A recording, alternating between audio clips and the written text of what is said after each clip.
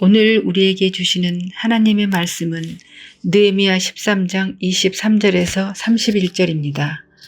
그때 내가 또 본즉 유다 사람이 아스돗과 암몬과 모압 여인을 맞아 아내로 삼았는데 그들의 자녀가 아스돗 방언을 절반쯤은 하여도 유다 방언은 못하니 그 하는 말이 각 족속의 방언이므로 내가 그들을 책망하고 저주하며 그들 중 몇 사람을 때리고 그들의 머리털을 뽑고 이르되 너희는 너희 딸들을 그들의 아들들에게 주지 말고 너희 아들들이나 너희를 위하여 그들의 딸을 데려오지 아니하겠다고 하나님을 가리켜 맹세하라 하고 또 이르기를 옛적에 이스라엘 왕 솔로몬이 이 일로 범죄하지 아니하였느냐.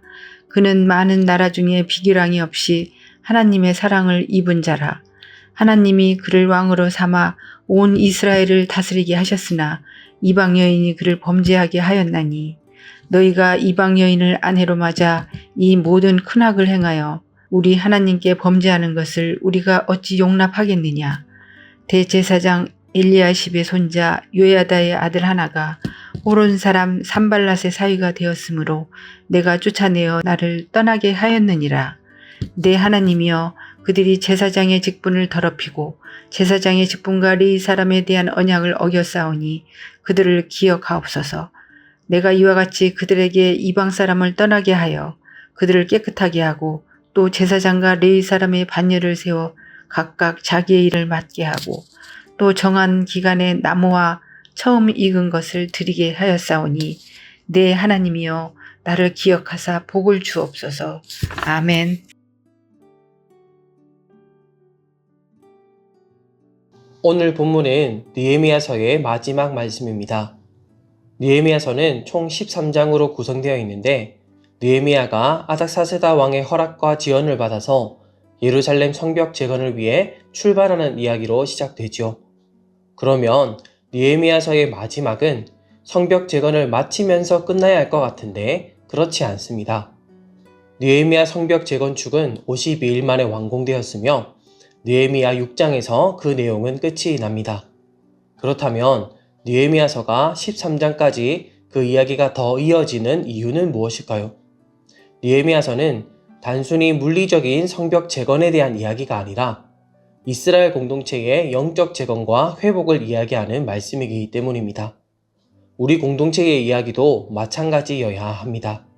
느헤미야 시대의 이스라엘 공동체가 예루살렘 성벽을 쌓고 안전한 생활을 누리게 된 이야기로 끝맺는 것이 아니라 영적으로 견고한 하나님 나라 공동체를 이루는 이야기를 써갔듯이 오늘날 우리 서문 공동체도 좋은 집과 튼튼한 직장을 얻고 세상에서 안전한 생활을 이루는 이야기만이 아니라 영적으로 견고한 하나님 나라의 공동체의 이야기를 써내려가야 합니다.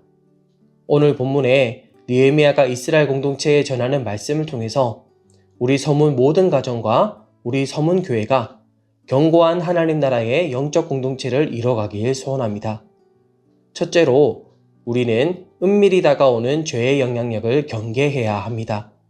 본문 23절, 24절 말씀을 보시면 이스라엘 백성은 아스돗, 암몬, 모압 여인들과 결혼하였고 결국 그들의 자녀들은 아스돗 방언은 절반쯤은 하여도 유다 방언은 못하게 되는 일이 일어났습니다.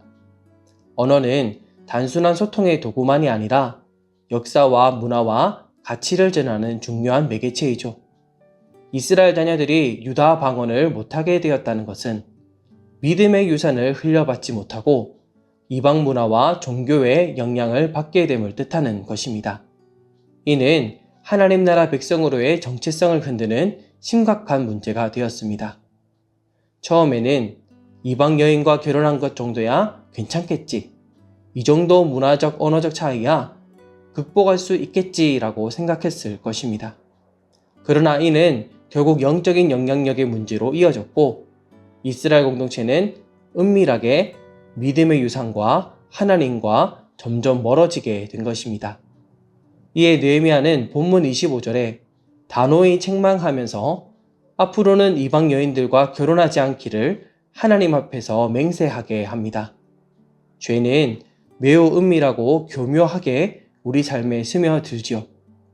존 오웬은 그에 져서 죄와 유혹에서 죄는 우리의 영혼을 부식시키는 부드러운 독과 같아서 처음에는 그 존재조차 인식하지 못하게 만들지만 시간이 지나면 영혼 전체를 잠식한다 라고 말하였습니다. 오늘은 죄를 지어야지 하고 의도적이고 일부러 죄를 짓는 분들은 안 계실 것입니다. 그러나 죄는 아주 은밀하게 우리 삶 가운데 들어옵니다. 이 정도 문화적 차이는 괜찮겠지 하고 스스로 타협하고 합리화하게 만듭니다. 그러다가 우리가 깨닫지 못하는 사이에 우리 영혼을 잠식하고 어느새 죄를 짓고 있는 나의 모습을 보게 만듭니다. 그리고 더 나아가 우리 자녀와 가정과 공동체에도 영향을 미칩니다. 우리 삶에서 은밀히 다가오는 죄를 경계하는 것은 단지 우리의 신앙을 지키기 위한 것만이 아닙니다. 우리의 자녀들이 하나님을 사랑하고 신앙 안에서 바른 정체성을 가지고 믿음의 유산을 이어가게 하기 위함이기도 합니다. 죄와의 타협은 개인적인 문제만이 아님을 기억하며 은밀히 다가오는 죄의 영향력을 경계함으로 우리의 자녀들과 속한 공동체에게 선한 영향력을 비추며 믿음의 유산을 흘려보내는 서문 공동체가 되시길 축원합니다. 둘째로 우리는 과거를 통해 현실을 성찰하는 지혜를 가져야 합니다. 느헤미야는 이스라엘 공동체가 영적으로 견고한 공동체가 되길 바라며 과거 조상들이 지었던 죄와 그 결과를 언급합니다. 먼저는 솔로몬의 실패를 언급합니다. 그는 지혜롭고 위대한 왕이었지만 이방 여인들과의 관계로 인해 하나님을 떠나기도 하였죠.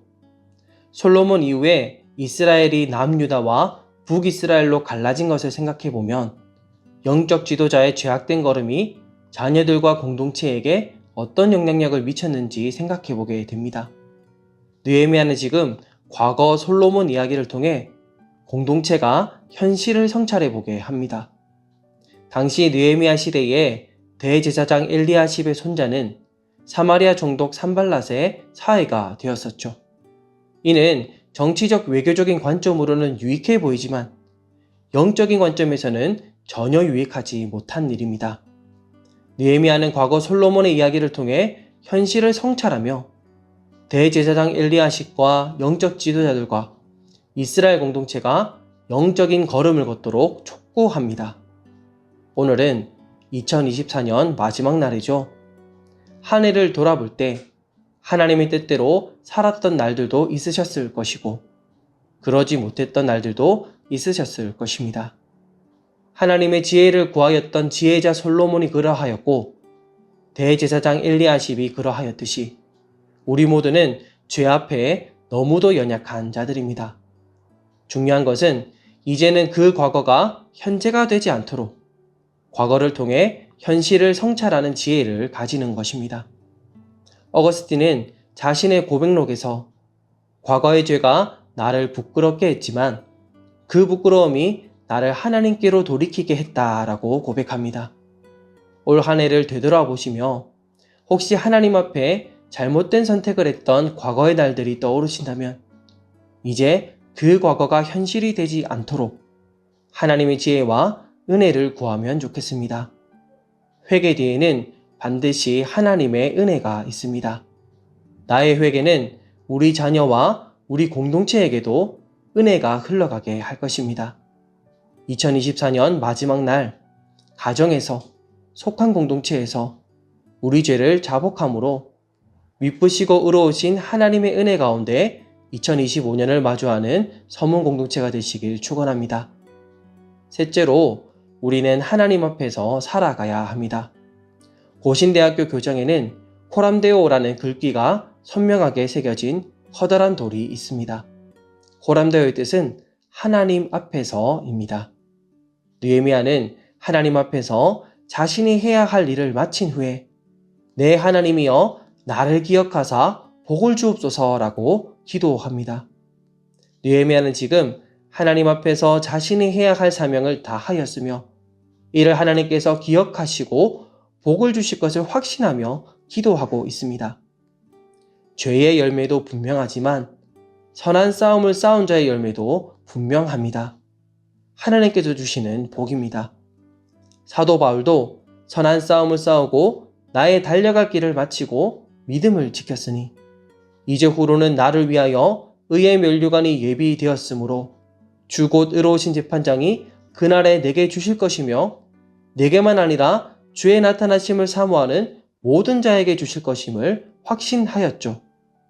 사랑하는 전문 가족 여러분, 우리 성도님들께서 선한 싸움을 싸우며 하나님께서 주신 사명을 이루기 위해 수고한 모든 것을 하나님께서 기억하고 계십니다. 2024년 여러 형편 가운데서도 하나님 안에서 믿음으로 살아가며 죄를 멀리하기를 힘쓰며 주의 몸된 교회를 세우기 위해 애쓰신 그 모든 섬김을 하나님께서 기억하시고 복내려 주실 줄 믿습니다.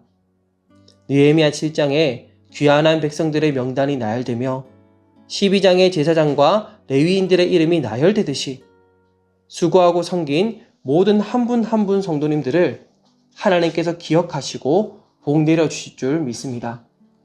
세상 사람 다 몰라줘도 우리 하나님께서는 다 아시고 기억하시고 하늘의 복으로 갚아주실 것을 믿음으로 내 하나님이여 나를 기억하사 복을 주옵소서라고 기도하며 2025년 온전히 하나님 앞에서 살아가는 모든 서문 공동체 되시길 예수님의 이름으로 축원합니다.